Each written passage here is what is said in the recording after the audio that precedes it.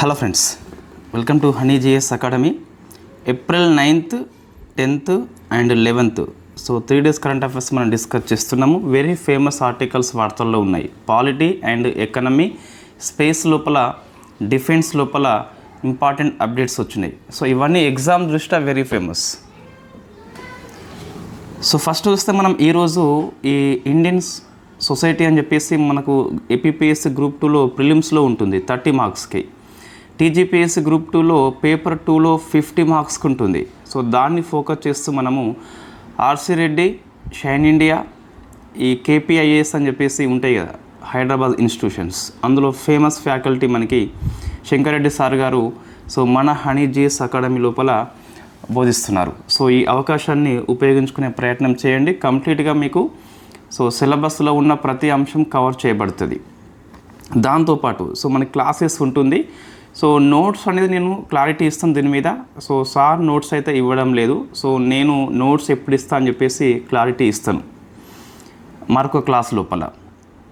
Next test series అనేది మనకు weekly ఉంటుంది అండ్ యూనిటీ వారీగా ఉంటుంది.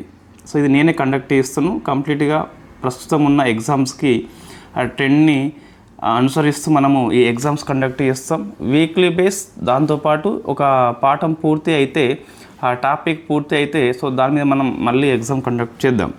సో ఇది కంప్లీట్గా మీకు తెలుగు మీడియంలో ఉంటుంది. సో బైలింగ్వల్ లేదు, ఇంగ్లీష్ లేదు, కంప్లీట్ తెలుగు మీడియం లోపల ఉంటుంది. ఇంగ్లీష్ మీడియం కోసం మనం తర్వాత ట్రై చేద్దాం, ఇప్పుడైతే వద్దు. సో రివిజన్ సిరీస్ కూడా ఉంటుంది. కంప్లీట్గా మనకు సిలబస్ అయిపోతుంది కదా. సో మనం జూన్ నుంచి మెంటార్షిప్ ఇస్తాం కదా. సో మెంటార్షిప్లో భాగంగా మనం డైలీ టార్గెట్స్ ఇస్తాం కదా. ఆ డైలీ టార్గెట్స్ లోపల ఈ సొసైటీ కూడా ఉంటుంది. గ్రూప్ 2 సిలబస్లో ఉన్న ప్రతి టాపిక్ ఉంటుంది కాబట్టి సో మీకు రివిజన్ సిరీస్ కోసం ఎటువంటి ఎక్స్ట్రా ఫీ అవసరం లేదు. ఇదే ఫీలో మీకు రివిజన్ సిరీస్ వస్తుంది, యాక్టివ్ రీకాల్ షీట్స్ కూడా వస్తాయి. డైలీ ఎగ్జామ్ ఉంటుంది అప్పుడైతే. సో మీకు మన హనుమాన్ జయంతి కాబట్టి ఈరోజు సో ఈ కోర్సెస్ని మనం లాంచ్ చేస్తున్నాం కదా. సో 499కు ఈ 3 రోజులు వస్తుంది. శనివారము, ఆదివారం, సోమవారం. తర్వాత ఫీజు 799 ఉంటుంది. ఆ ఫీజు ఎప్పటికీ ఉంటుంది. సో ఈ మీరు తీసుకునే ఉద్దేశం ఉంటే ఎవరైతే దూర ప్రాంతాలకు వెళ్ళి హాస్టల్ ఫీ, కోచింగ్ ఫీ చెల్లించలేరో వాళ్ళకి మంచి అవకాశం ఇది. సో మన ఇంట్లో ఉంటూ మన అమ్మ చేతి వంట తింటూ సో మనం ఈజీగా చదువుకోవచ్చు. తక్కువ ఖర్చుతో క్వాలిటీ కంటెంట్ ఇవ్వడం మన ముఖ్య ఉద్దేశం. సో 499కి వస్తుంది. తీసుకునే ప్రయత్నం చేయండి. Right. April 9th, 10th, 11thలో April 10th మనకి వరల్డ్ హోమియోపతి డే. ఇది జిఎస్ పాయింట్ ఆఫ్ వ్యూలో ఫేమస్ మనకి. So Samuel Hahnemann in fact very famous homeopathy కాబట్టి ఆయన బర్త్డే కాబట్టి మనము ఏప్రిల్ 10thని వరల్డ్ హోమియోపతి డేగా జరుపుకుంటాం. మిగతా డేస్ కొన్ని ఉన్నాయి ఎగ్జామ్ దృష్ట్యా not much important, very poor cost, అవి అవసరం లేదు. సో ప్రతిదీ మనం గుర్తుపెట్టుకోలేము, అన్ని డేస్ అవసరం లేదు. లాస్ట్ ఇయర్తో కంపేర్ చేస్తే మనం ఈ ఇయర్లో కొన్ని ఆర్టికల్స్ స్టడీ చేస్తున్నాం. ఎగ్జామ్స్ ట్రెండ్కి అనుగుణంగా మనం మార్చుకోవాలి. ఇవి రావు అండి కంపల్సరీ. డేస్లో మనకి ప్రతిరోజు ఏదో ఒకటి ఉంటుంది. మీరు last year April monthly magazine చూస్తే ప్రతి డే ఏదో ఒకటి ఉంటుంది. ఆ డేస్ విషయంలో అంత అవసరం లేదు. నెక్స్ట్ సో ఇది పాలిటీ అండి. ఇది వెరీ ఫేమస్ ఆర్టికల్. మనకు దీనికి కొద్ది వరకు బోర్డు అవసరము. నేను ఈ మనకు డ్యూటీ ఉంది కదా. సో 10th స్పాట్ ఇది అయిన తర్వాత మనము డిస్కస్ చేద్దాం. కొన్ని అంశాలు బోర్డు అవసరము. అందులో ఇది వెరీ ఫేమస్ కేసు అండి. తమిళనాడు గవర్నర్ అసెంట్ కేసు అని చెప్పేసి పత్రిక వారు దీన్ని ఫేమస్ చేసిండ్రు. బట్ అఫీషియల్లీ కేసు పేరు Tamil Nadu government versus Tamil Nadu governor. So very famous RN Ravi అని చెప్పేసి Tamil Nadu governor.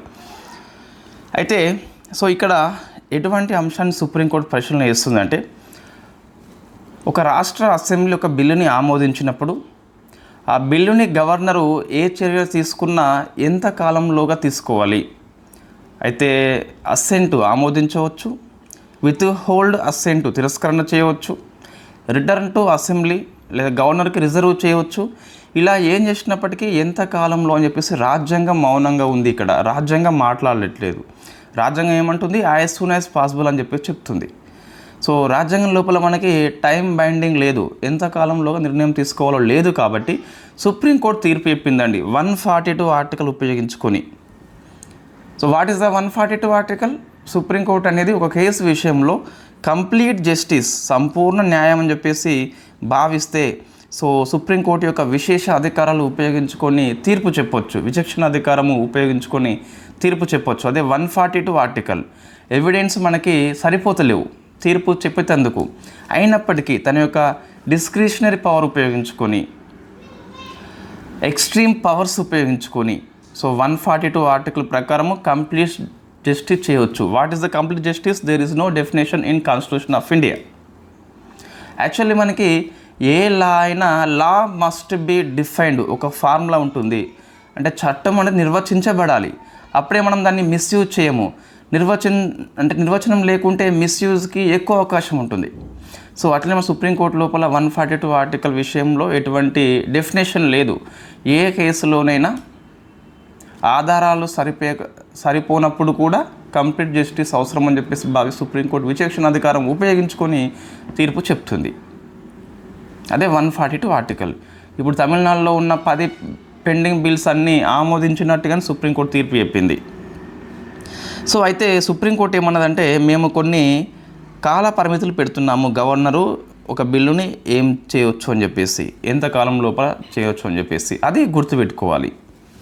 So Hindu paper లోపల చాలా ఎక్సలెంట్గా వచ్చింది. నేను ఆల్రెడీ మీకు ఇమేజెస్ దానిలో మన గ్రూప్లో పోస్ట్ చేసిన. టెలిగ్రామ్ గ్రూపుల్లో జాయిన్ కావండి కంపల్సరీ. మీకు అప్డేట్స్ అన్నీ తెలుస్తూ ఉంటాయి ఎప్పటికప్పుడు, మన కోర్సు గురించి కావచ్చు, లేకుంటే కరెంట్ అఫైర్స్ అప్డేట్స్ కావచ్చు, ఇతర సమాచారం కావచ్చు, ఎగ్జామ్ ఎప్పుడు ఉంటుంది, ఎప్పుడు పోస్ట్ పోన్ అవుతుంది, ఎప్పుడు కేసు ఉంటుంది, లాంటి విషయాలు కాకుండా మనం కంటెంట్ మీద ఫోకస్ చేస్తాం.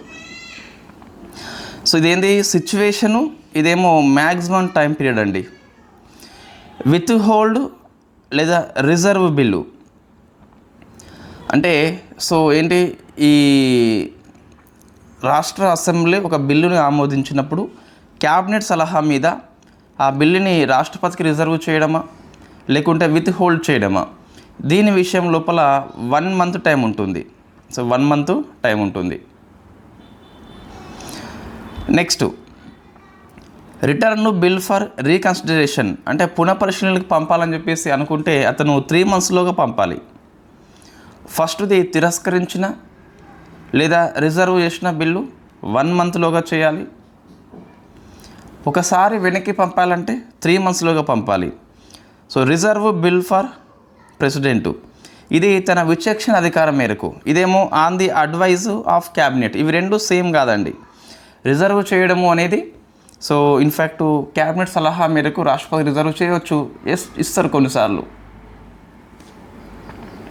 రిజర్వ్ బిల్ ఫర్ ప్రెసిడెంట్కి ఈ గవర్నర్ విచక్షణ అధికారానికి ఉపయోగించుకొని రిజర్వ్ చేయాలంటే 3 మంత్స్ టైం ఉన్నది. So 3 months. Next, assent to అంటే సో ఇప్పుడు ఈ అసెంబ్లీ బిల్లు అనేది ఆమోదించింది, అసెంబ్లీ అనేది బిల్లు ఆమోదించింది. సో గవర్నర్కి వచ్చింది, ఒకసారి వెనక్కి పంపిండు, మళ్ళీ ఆ బిల్లు వెనక్కి వచ్చింది గవర్నర్కి. ఇప్పుడు 1 మంత్లోగా ఆమోదించాల్సిందే. సో రెండోసారి పంపిన బిల్లు విషయంలో 1 మంత్ టైం అయితే మీకు కనిపిస్తుంది. సో ఈ టైం బైండింగ్ మనం గుర్తుపెట్టుకోవాలి compulsory. Reserve bill for president ఎంత? 3 months. On the advice of the cabinet 1 month. అవి రెండు సేమ్ అయితే కాదు. నెక్స్ట్, ఇంతకుముందు చూస్తే మీకు గవర్నర్ విషయంలో మరొక కేసు వెరీ ఫేమస్, మనం డిస్కస్ చేసినాం last year. Punjab state versus governor principle of the secretary Punjab state. బిల్లుని నిరవధికంగా వాయిదా వేయరాదు. సో వీళ్ళు టైం బైండింగ్ ఏం చెప్పలేదు, కానీ బిల్లుని నిరవధికంగా అన్లిమిటెడ్ టైము వాయిదా వేసే అధికారం గవర్నర్కు లేదని చెప్పేసి లాస్ట్ ఇయర్ చెప్పింది. ఇక్కడ కొన్ని ఆర్టికల్స్ మనం గుర్తుపెట్టుకోవాలి. 163 ఆర్టికల్ అంటే ఈ రాష్ట్రపతికి సో మంత్రి మండలి అనేది ఉంటుంది సలహా ఇవ్వడానికి అని చెప్పేసి చెప్తుంది. ఈ సలహాకి రాష్ట్రపతి కట్టుబడి ఉండాల్సిందే. సో మనకి షంషేర్ సింగ్ కేసు అని చెప్పేసి ఉంటుంది, నబమ్ రబీ అని చెప్పేసి వెరీ ఫేమస్ కేసు. ఇవి రెండు కూడా గవర్నర్ అనే వ్యక్తి సలహా మేరకే పనిచేయాల్సిన అవసరం కనిపిస్తుంది.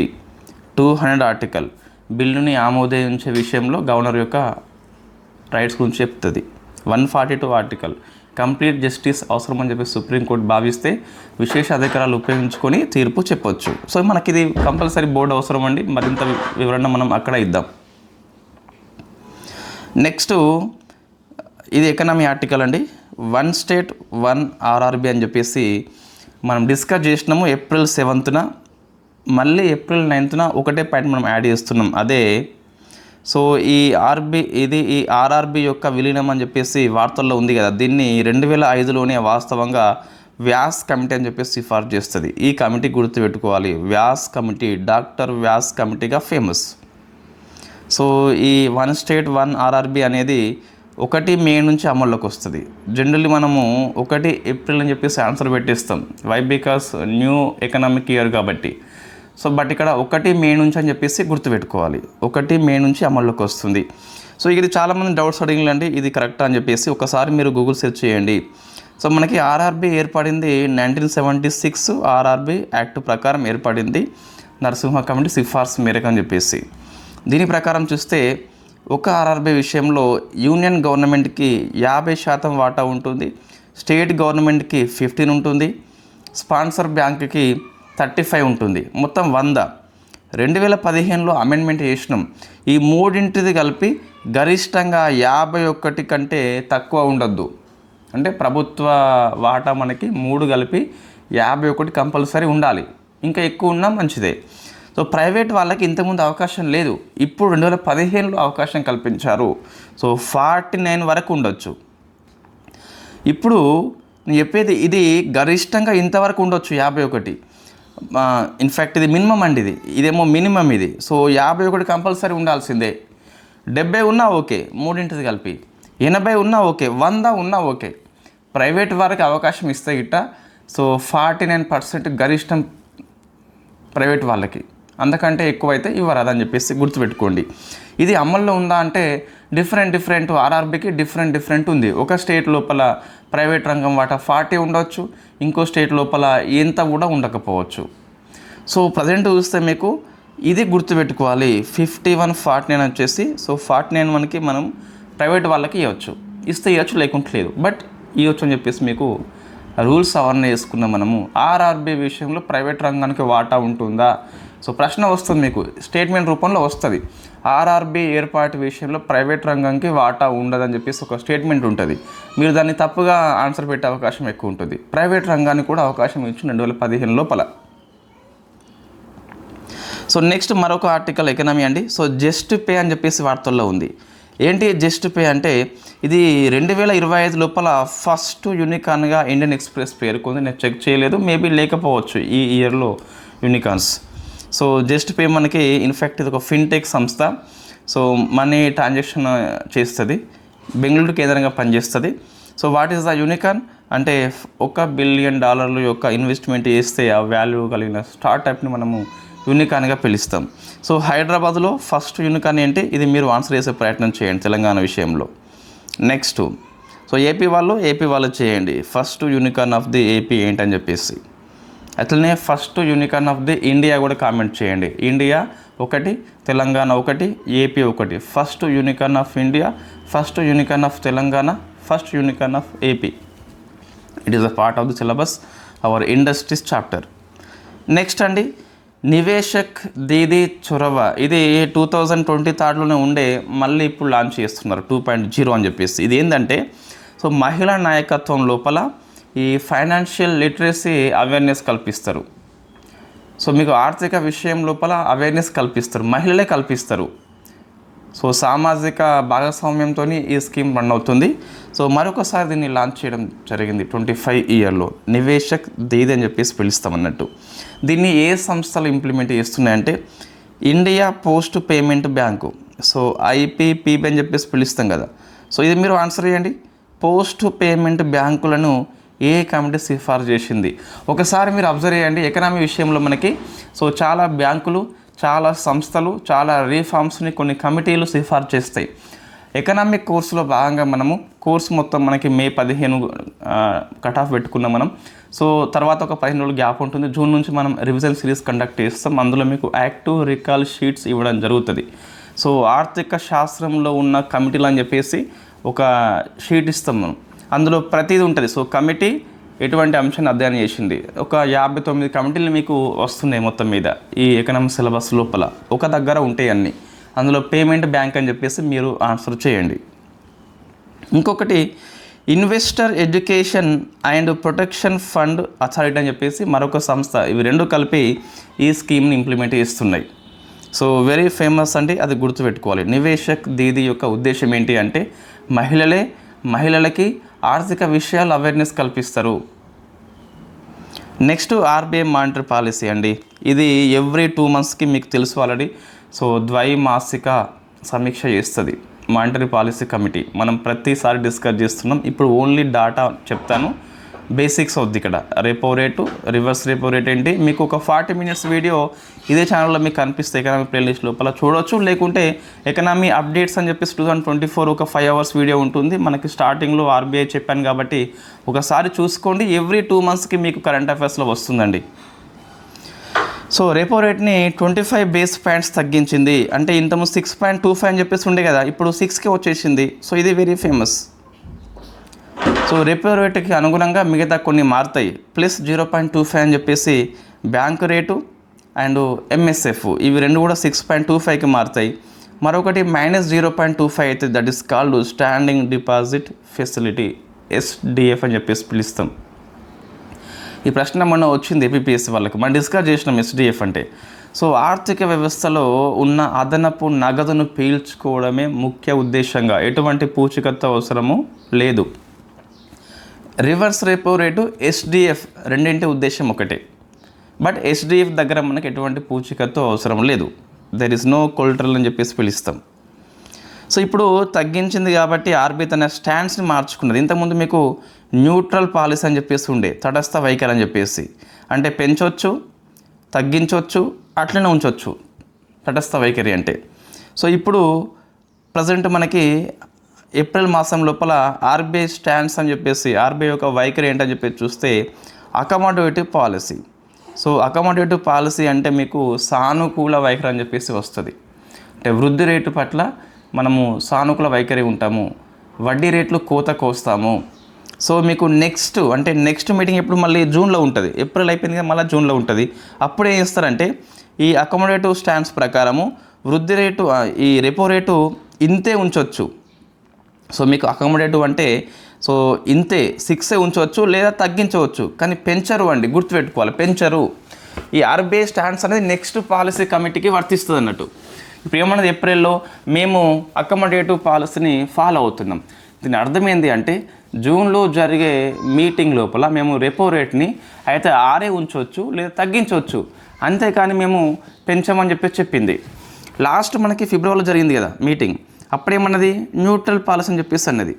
న్యూట్రల్ పాలసీ మీన్స్ 6.25 ఉండే లాస్ట్ మంత్లో, 6.25 ఉంచవచ్చు లేదా 6 చేయవచ్చు, లేదా ఇంకా ఎక్కువనే చేయవచ్చు, తక్కువ చేయవచ్చు. అది న్యూట్రల్ మీన్స్ ఏదైనా చేయవచ్చు.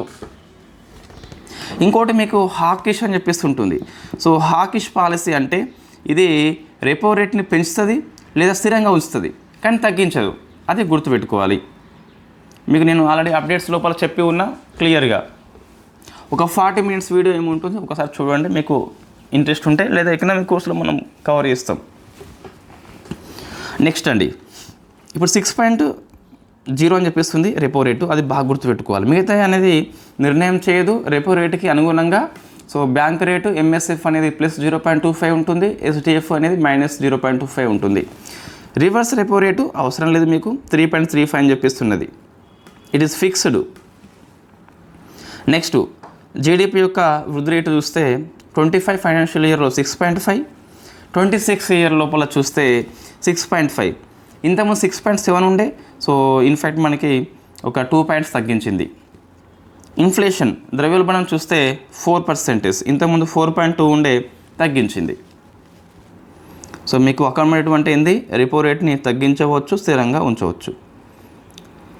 ఇంకా మీకు నేను లాస్ట్ ఇయర్ నోట్స్లో ఉన్న ఒక పేజీని తస్కరించి ఇక్కడ పోస్ట్ చేసిన, అదే ఇది మీకు అప్డేట్స్ 24 ఇయర్లో ఉన్న పేజీ అండి.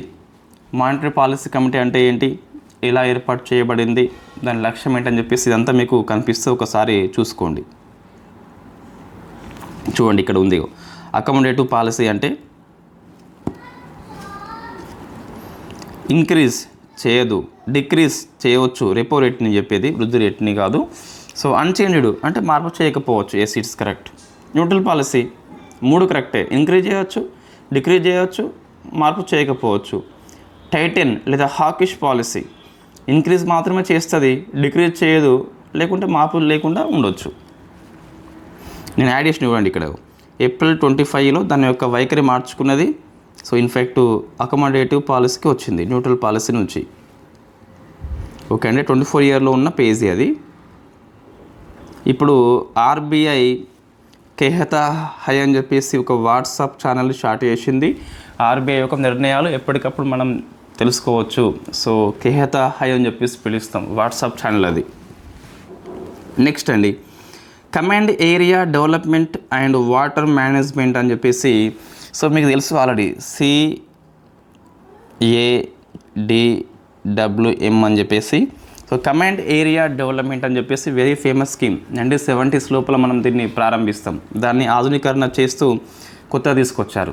అయితే ఈ స్కీమ్ని ప్రధానమంత్రి కృషి సించయ్ యోజన కింద సబ్ స్కీమ్గా ఇంప్లిమెంట్ చేస్తున్నారట. 25-26 ఇయర్ లోపల 1600 కోట్లు ఖర్చు చేస్తున్నారు. సో ఉద్దేశం ఏంటంటే మనకి కాలువల్ని ఆధునీకరణ చేస్తున్నట్టు. సో కమాండ్ ఏరియా డెవలప్మెంట్ అనే స్కీమ్ అనేది ప్రధానమంత్రి సించయ్ యోజన కింద తీసుకొచ్చారు. ఇది గుర్తుపెట్టుకోవాలి. మనం డిస్కస్ చేసినామండి ఆల్రెడీ కరెంట్ అఫైర్స్లో, వాట్ ఈస్ ద PMKSY అని చెప్పేసి. రైట్, నెక్స్ట్ అండి, సో ఆల్ఫా గడ్డి అని చెప్పేసి ఉంటుంది. ఇది ఒక GM క్రాప్, మనకి జెనెటికల్లీ మోడిఫైడ్ క్రాప్ ఇది. దీన్ని ఇంపోర్ట్ చేసేందుకు ఇక్కడ నుంచి మనకు ఇన్ఫ్యాక్ట్ USA నుంచి ఇంపోర్ట్ చేసేందుకు జెనెటిక్ ఇంజనీరింగ్ అప్రైసల్ కమిటీ అని చెప్పేసి సో ఆమోదించింది. నెక్స్ట్ మనకి మినిస్ట్రీ ఆఫ్ ఎన్విరాన్మెంట్ కనుక ఆమోదిస్తే మనం ఇంపోర్ట్ చేసుకోవచ్చు. భారతదేశంలో GM క్రాప్ అనేది ఇంపోర్ట్ చేసుకోవాలన్నా లేదా కొత్తగా అనుమతి ఇవ్వాలన్నా GEAC ఫస్ట్ ఆమోదించాలి, తర్వాత మినిస్ట్రీ ఆమోదిస్తే అమల్లోకి వస్తుంది. ఫర్ ఎగ్జాంపుల్ మనకి present GM crop only BT cotton మాత్రమే ఆమోదించిన మనం. GEAC ఆమోదించింది, మినిస్ట్రీ ఆమోదించింది.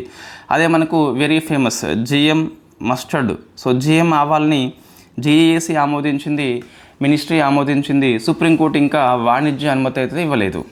సో అట్లనే మీకు ఆల్ఫా గడ్డి అని చెప్పేసి. సో ఇది పశువుల మేతగా మనం ఎక్కువ ఉపయోగిస్తాం, మంచి బలవర్ధక ఆహారం వాటికి. దీన్ని ఇంపోర్ట్ చేసేందుకు GEAC ఆమోదించింది.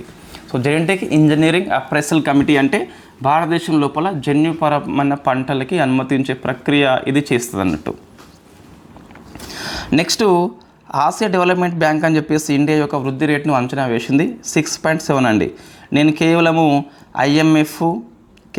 IMF, వరల్డ్ బ్యాంకు, తర్వాత ఇంకేముంటుంది ఆర్బీఐ, UNO, ఆర్థిక survey, Asia development bank, OECD, ఇగో ఈ 5, 6, 7 మాత్రమే వృద్ధి రేట్లు అంచనా వేస్తూ చెప్తాను.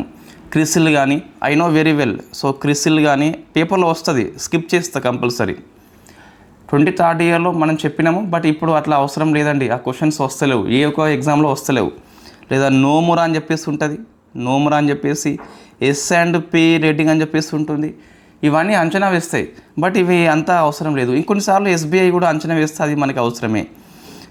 ఇవి అయితే అవసరం లేదండి. నాకు పేపర్లో కనిపిస్తుందండి, బట్ నేను స్కిప్ చేస్తా కావాలని. ప్రతిదీ ఆస్పిరెంట్ మైండ్లో రుబ్బద్దు. అంతా రుబ్బితే ఏమవుతుందంటే మనకి అసలు విషయం మర్చిపోయి వీటి మీద ఫోకస్ చేస్తున్నాం మనం, గణాంకాలని చెప్పేసి. ఇది మానిటరీ పాలసీ కమిటీ గురించి అండి. ఇది లాస్ట్ ఇయర్ పేజ్ నేను తస్కరించిన, నా నోట్స్ నుంచి నేను కాబట్టి ఎటువంటి ఇబ్బంది లేదు. There is no copyright act. Next అండి స్పేస్. సో మనము త్వరలోనే పాలిటీ ఎకనమీ పుస్తకం తీసుకురాబోతున్నాము ఆన్లైన్ ఎడిషన్లో. దాంట్లో కాపీరైట్ మనం క్లెయిమ్ చేస్తాం. ఎవరన్నా సో తస్కరిస్తే మనము కేసుని క్లెయిమ్ చేయవచ్చు. ఇంటర్నేషనల్ స్పేస్ స్టేషన్కి 3 పోతున్నారు వ్యోమగాములు. నాట్ మచ్ ఇంపార్టెంట్, పోవడం రావడం సహజము. పోయినప్పుడు ఏమైనా రికార్డ్స్ ఉంటే మనం చూద్దాం, ఇప్పుడైతే అవసరం లేదు. So exam importance very poor cost. మీకు అంతగా అవసరం ఇస్తే ఒకసారి ఉంటుంది, మ్యాగజైన్లో చూసుకోండి. సో అంతరిక్ష నౌక ఏంటి, ఎక్కడి నుంచి పోతున్నారు, వాళ్ళు ఎవరని చెప్పేసి. Not much important. ఇది వెరీ ఫేమస్ అండి. Biomass satellite European space agency ప్రయోగిస్తుంది ఏప్రిల్ చివరి లోపల. బయోమాస్ శాటిలైట్ మిషన్ ఉపగ్రహం పేరు అది.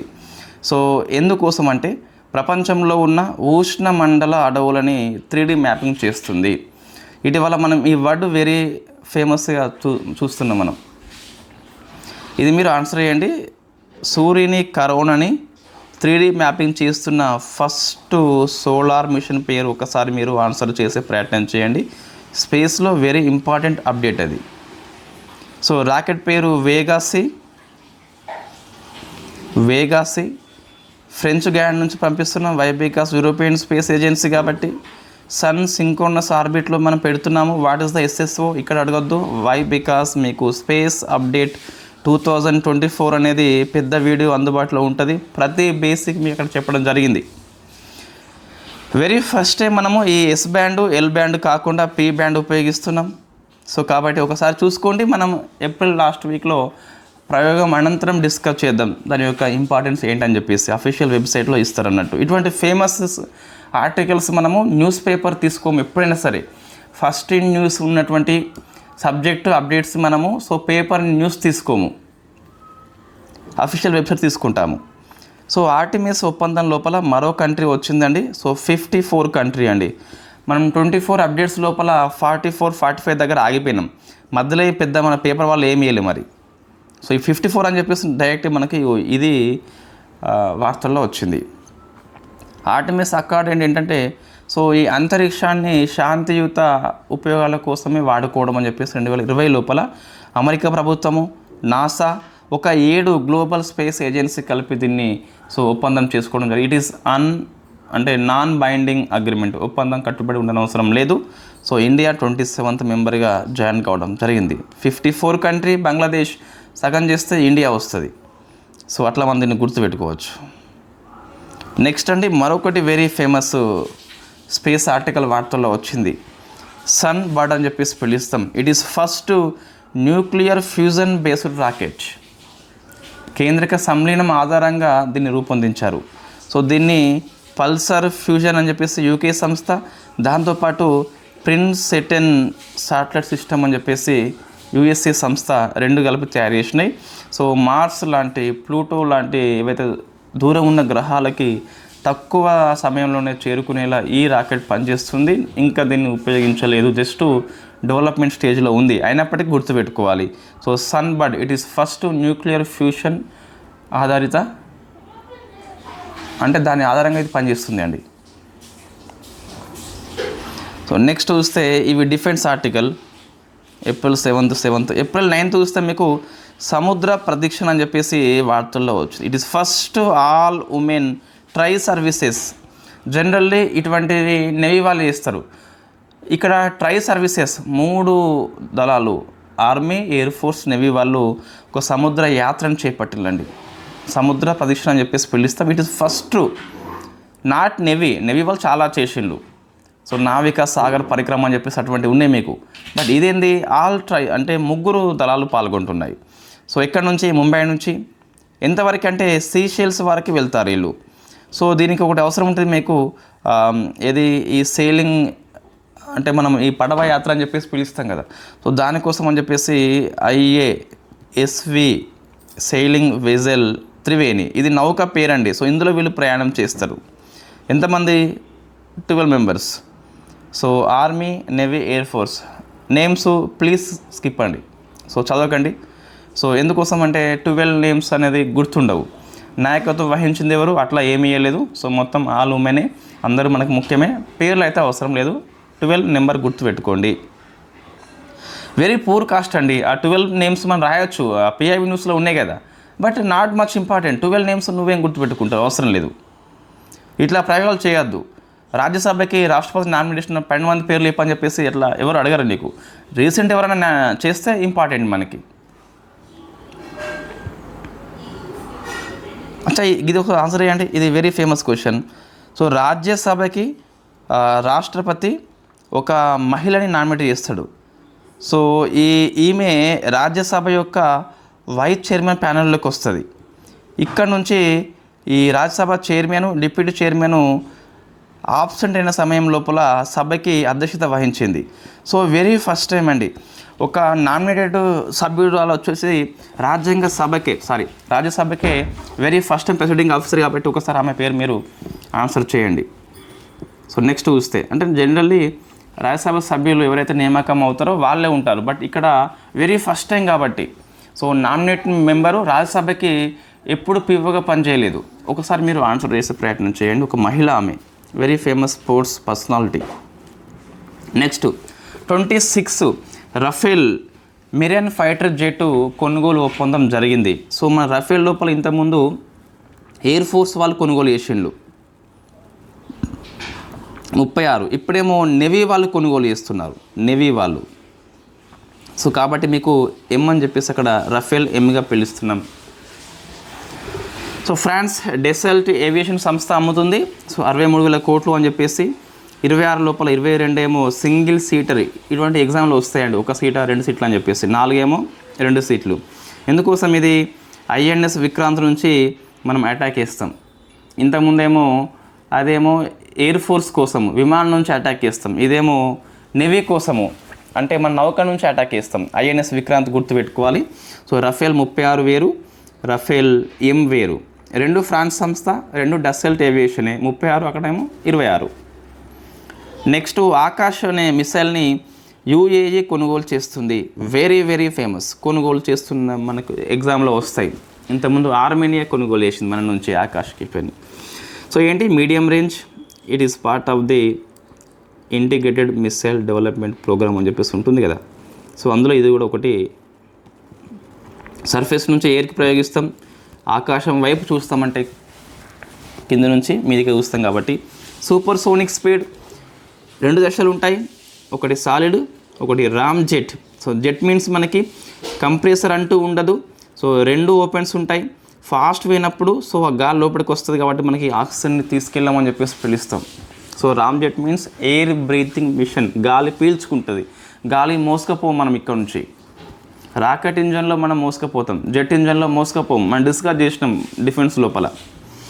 ఒకసారి మీకు టైం ఉన్నప్పుడు defence, space, international affairs, government policy 2024 video చూడండి compulsory.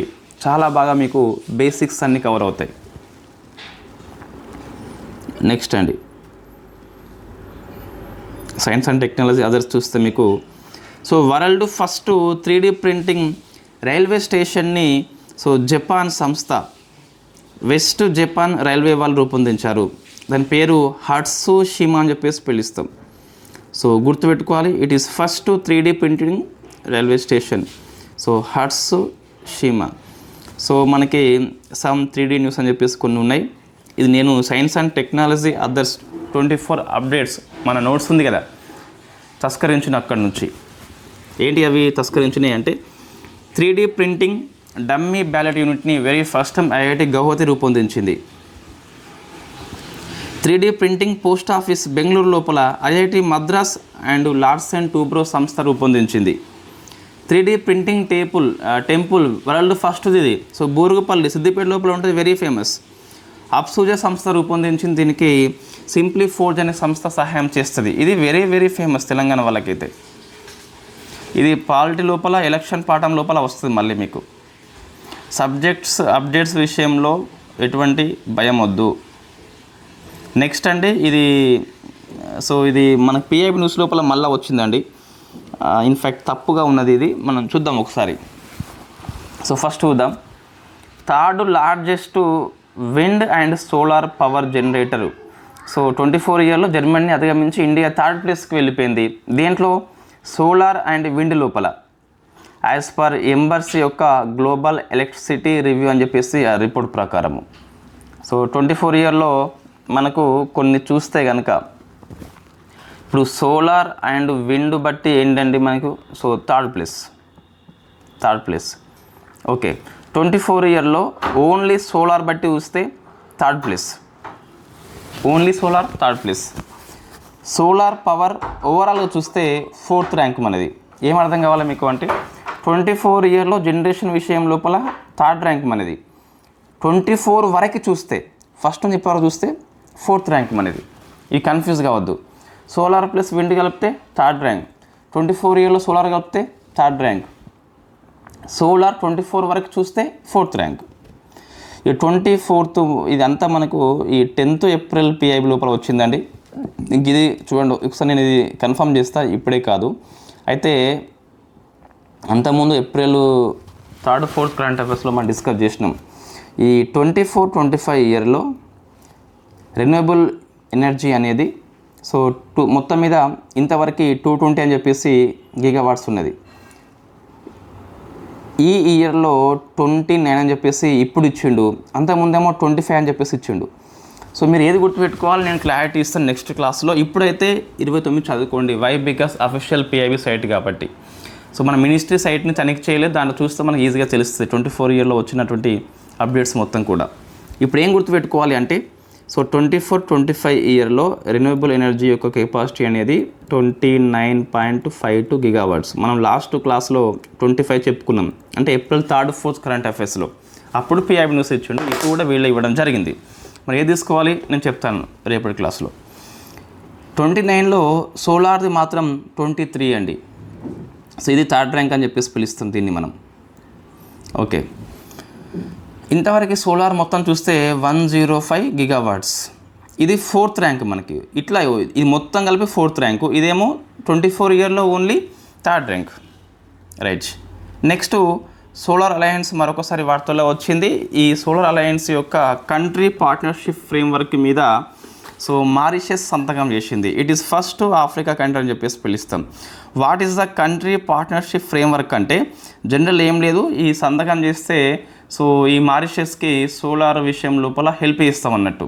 That is called country partnership framework. Membership కాదు ఇది, అది గుర్తుపెట్టుకోవాలి. సో ఐఎస్సి ఏంటి మనకి సోలార్ అలయన్స్ అని చెప్పేసి 2015లో ఇండియా ఫ్రాన్స్ కలిపి ఏర్పాటు చేయడం జరిగింది. నెక్స్ట్ జాగ్రఫీ అండి. కాన్లన్ పర్వతము ఒక అగ్నిపర్వతం, అది బద్దలైంది, ఫిలిప్పీన్స్ లోపల ఉంటుంది, సరిపోతుంది. రాష్ట్రపతి పోర్చుగల్ పోయింది, ఒక అవార్డు తీసుకుంది. స్లోవకియా పోయింది, ఒక డాక్టరేట్ తీసుకున్నది. ఒప్పందాలు ఏం చేసుకోలేదా? రాష్ట్రపతి పోయినప్పుడు ఒప్పందాలు ఉండవు కాబట్టి మనం స్కిప్ చేస్తాం. సో ఇవి జస్ట్ అవార్డ్స్, ఆ డాక్టరేట్ గుర్తుపెట్టుకోవాలి, సరిపోతుంది, అంతకంటే ఎక్కువ అవసరం లేదు. ఇవి మరీ ఫ్యాక్ట్ బిట్స్ అండి. అవార్డు ఏంటి? City key of honour. So doctorate ఏంటి? మీకు కాన్స్టాంటైన్ ది ఫిలాసఫర్ విద్యాలయం ఇచ్చింది. దీనికి విశ్లేషణ అవసరం లేదు కదా. ఇది వెరీ ఫేమస్ కమిటీ అండి. సెబీ నియమించింది పరస్పర విరుద్ధ ప్రయోజనాలు. సెబీలో ఒక పదవి నిర్వహణ చేస్తూ బయట మరొక లాభదాయక పదవుల్లో ఉంటే సో దాని విషయంలో రూల్స్ కోసం అని చెప్పేసి సెబీ కమిటీ నియమించింది. It is high level committee కాబట్టి బాగా ఫేమస్. దీనికి సో నాయకత్వం వహించేది మనకు ప్రత్యుష్ సిన్హా అని చెప్పేసి పిలుస్తామండి. సో వైస్ చైర్మన్ వచ్చేసి శ్రీనివాస్. ఇవి గుర్తుపెట్టుకోవాలి కంపల్సరీ. ఏంది? సెబీ అధికారులకు సో వీళ్ళు ఎవరైనా సెబీ ఆఫీసర్స్ ఉంటే కనుక వేరే కార్యకలాపాలు చేపడితే అది విరుద్ధ ప్రయోజనాల కిందికి వస్తుందా అని సలహా ఇవ్వమని చెప్పేసి కమిటీ నియామకం. It is high level committee కాబట్టి గుర్తుపెట్టుకోవాలి. ప్రత్యుష్ సిన్హా అని చెప్పేసి పిలుస్తాం. అపాయింట్మెంట్స్ మీకు గాబన్ అధ్యక్షుడిగా బ్రైస్ ఒలిగియో అని చెప్పేసి వచ్చాడు. బ్రైస్ ఒలిగియో. అవార్డు చూస్తే మీకు sky tracks world airport award every year ఇస్తుంది, కొంచెం ఇది ఫేమస్ అవార్డే. సో చాంగి సింగపూర్లో ఉంటుంది, వరుసగా 13 సారి బెస్ట్ ఎయిర్పోర్ట్గా వచ్చింది. ఇండియాలో సెకండ్ ర్యాంక్ వచ్చేసి ఇండియాలో మనకి సో ఇందిరాగాంధీ ఎయిర్పోర్ట్ ఉంది కదా, అది వరల్డ్ సెకండ్ బెస్ట్గా ఎంపికైంది కాబట్టి మనది ఇందిరాగాంధీ గుర్తుపెట్టుకోవాలి. ఢిల్లీ లోపల ఉంటుంది, second best in world. So report చూస్తే మీకు వెరీ ఫేమస్ రిపోర్ట్ వచ్చిందండి. So panchayat advancement index report ministry of Panchayati Raj very first time release చేసింది. సో 435 ఇండికేటర్స్ ఉపయోగించింది. అందులో 331 మ్యాండేటరీ కంపల్సరీ వాటిని తీసుకుంటుంది. ఒక 104 వచ్చేసి ఇట్ ఈస్ ఆప్షనల్ ఓన్లీ, వాటిని తీసుకోవచ్చు, పోనుకోవచ్చు. సో మీకు ఇక ఏం గుర్తుపెట్టుకోవాలి అంటే మొత్తం స్టేట్స్ని ఒక 4 కేటగిరీ చేసింది. ఒకటి వచ్చేసి అచీవర్ కేటగిరీ, 90+ స్కోర్ చేయాలి, ఏ ఒక్క రాష్ట్రం చేయలేదు. సెకండ్ది మీకు ఫ్రంట్ రన్నర్స్. సో ఇందులో first rank goes to Gujarat, ఓవరాల్గా అదే first. Second our Telangana. So తెలంగాణకి అవార్డు వచ్చిందంటే ఇన్ఫ్యాక్ట్ ఈ గ్రామ పంచాయతీ లాంటి అవార్డ్స్ ఎక్కువ మనకి బీఆర్ఎస్ ప్రభుత్వం ఉన్నప్పుడు చాలా ఎక్సలెంట్ చేయడం జరిగింది. సో అప్పుడు వచ్చిన ఫలితాలు ఇవే అండి. గ్రామ స్థాయిలో చాలా బాగా చేయడం జరిగింది. ఇన్ఫ్యాక్ట్ యాజ్ ఏ పబ్లిక్ సర్వెంట్గా మీరు దీన్ని గుర్తించాలి కంపల్సరీ. పర్ఫార్మర్స్ ఒప్పుకోమంటే okay, skip, don't arguments, just skip. So performers, ఒకసారి మీరు అన్ఎంప్లాయ్మెంట్ విషయంలో ఎనీ చేంజెస్ ఇది ఆన్సర్ చేసే ప్రయత్నం చేయండి. సో పర్ఫార్మెన్స్ చూస్తే గుజరాత్, మహారాష్ట్ర ఇవన్నీ స్కిప్ చేయండి. జస్ట్ మీరు ఇన్ఫ్యాక్ట్ ఈ ఆస్పిరెంట్స్ కేటగిరీ విషయంలో తెలంగాణ ఫస్ట్ ప్లేస్ వచ్చింది, ఇన్ఫ్యాక్ట్ థర్డ్ ప్లేస్ వచ్చింది. అండి ఏం చెప్తున్నావు. పర్ఫార్మెన్స్ కేటగిరీ తెలంగాణ వచ్చేసి థర్డ్ ర్యాంక్ వచ్చింది. ఇది ఒకటి గుర్తుపెట్టుకోండి. ఏపీ వాళ్ళకి ర్యాంక్ రాలేదని స్కిప్ చేయండి ఏపీ వాళ్ళు. సో ఫ్రంట్ రన్నర్స్లో సెకండ్ ర్యాంక్, పర్ఫార్మెన్స్ లోపల third rank. So Telangana and ఏపీలో టాప్ 25 జీపీ అని చెప్పేసి టాప్ 25 ఇవ్వడం జరిగింది. అన్ని స్టేట్స్కి ఇచ్చారు. 25 గుర్తుపెట్టుకోవద్దు, స్లైడ్స్ వేసి చదవడం ఈజీ, బట్ 3 మినిమం అయితే అవసరం ఉంటుంది. సో చింతపర్తి, బొబ్బర్లంక అండ్ గాంధీ గుండం అనుకుంటా. సో అదే వచ్చింది. తెలంగాణ వస్తే బూర్నాపూర్, తిమ్మాపూర్ అండ్ మునిపల్లి అని చెప్పేసి ఈ డిస్టిక్ పేర్లు గుర్తుపెట్టుకోవాలి. కొన్నిసార్లు ఇటువైపు 3 ఇచ్చి అటువైపు 3 ఇచ్చేసి మ్యాచింగ్ అని చెప్పేసి ఇవ్వచ్చు. సో స్టేట్స్ చూస్తే ఐఐఎం, సో అహ్మదాబాద్ వార్తలో ఉన్నదండి. ఇది విదేశీ క్యాంపస్ని యూఏఈ లోపల, దుబాయ్ లోపల ప్రారంభించింది. ఫస్ట్ విదేశీ క్యాంపస్ కాబట్టి గుర్తుపెట్టుకోవాలి. నెక్స్ట్ ప్రధానమంత్రి జన్ ఆరోగ్య యోజనలో 35th స్టేట్ అండ్ డ్యూటీగా ఢిల్లీ వచ్చింది. ఇంకా వెస్ట్ బెంగాల్ కాకుండా మొత్తం ఇండియా PMJAY లోపల జాయిన్ అయిపోయింది. ఇది health insurance coverage scheme. Up to 5 lakh వరకు పనిచేస్తుంది. సో ఫర్ ఫ్యామిలీ యూనిట్గా పనిచేస్తుంది. ఫర్ ఇయర్, ఒక ఇయర్కి 5 lakhs ఇస్తుంది ఫ్యామిలీకి, అది గుర్తుపెట్టుకోవాలి.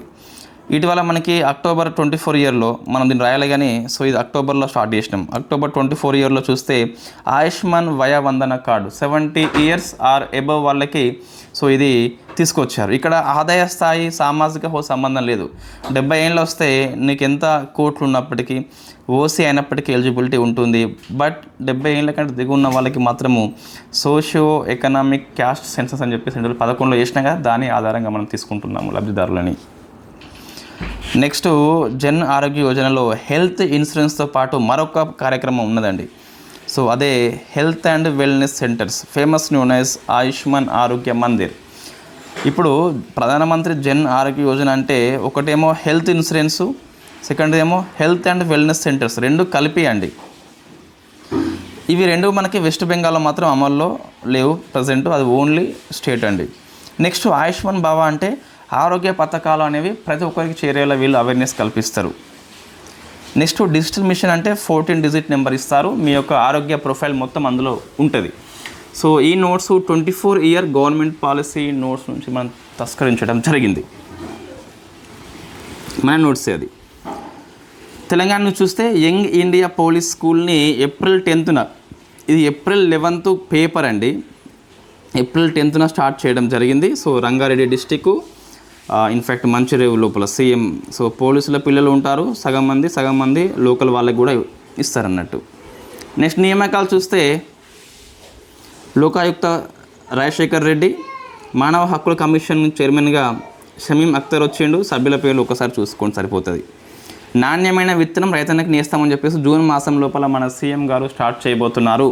ఒక విలేజ్ లోపల కొంతమంది రైతులను ఎంపిక చేస్తారు, వాళ్ళకి ట్రైనింగ్ ఇస్తారు, వాళ్ళు కొన్ని విత్తనాలను ఉత్పత్తి చేస్తారు, తక్కువ ప్రైస్కే తమ ఊర్లో ఉన్న మిగతా రైతులకి అమ్ముతారు. ఇట్లా చేస్తూ ఉంటే సో విత్తన కొరత అనేది ఉండదండి. ఇది మనం ఎకనామీ లోపల డిస్కస్ చేసినాం కదా, సీడ్ విలేజ్ కాన్సెప్ట్ అని చెప్పేసి పిలుస్తాం. జూన్ లోపల స్టార్ట్ అవుతుంది, మనకి ఇప్పుడే అవసరం లేదు.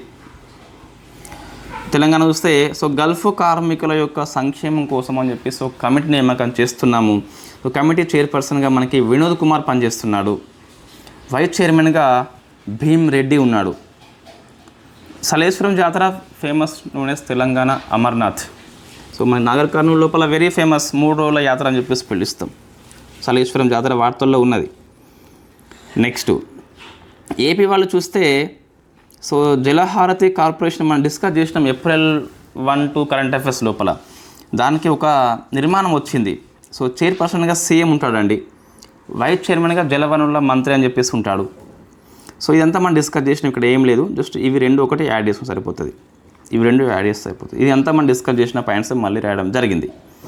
Thank you very much. April 9th 10th 11th మనం రేపటి నుంచి బోర్డు మీద డిస్కస్ చేద్దాం. సో ఈ 10th స్పాట్ డ్యూటీ వల్ల సమయం ఉండట్లే, నైట్ వచ్చేసరికి 8 అవుతుంది, ఇంకా సో మనము 9కే పడుకుంటాం కాబట్టి సో మనకి టైం అంటూ ఏమీ లేదు, కాబట్టి కొంచెం పెండింగ్ ఉందండి. సో సొసైటీ క్లాస్ మనకి మేబీ మండే నుంచి స్టార్ట్ అవుతుంది. సో కోర్స్ తీసుకునే వాళ్ళు ఈ ఫస్ట్ 3 days తీసుకునే ప్రయత్నం చేయండి, 499కే వస్తుంది. సో మనకి ప్రజెంట్ ఈ హైదరాబాద్ స్టేట్లో ఉన్న ఫేమస్ ఇన్స్టిట్యూషన్ ఏవైతే ఉన్నాయో గ్రూప్ 2కి అన్నిట్లలో చెప్పేది శంకర్ రెడ్డి సారే. సో అటువంటి ఫ్యాకల్టీ మనం తీసుకొచ్చాం కాబట్టి మీరు మ్యాక్సిమం సో దీన్ని వినియోగించుకోండి. ఇక్కడ ఉందండి అది, సో ఇక్కడ అండి. సో 499కే వస్తుంది. Thank you very much.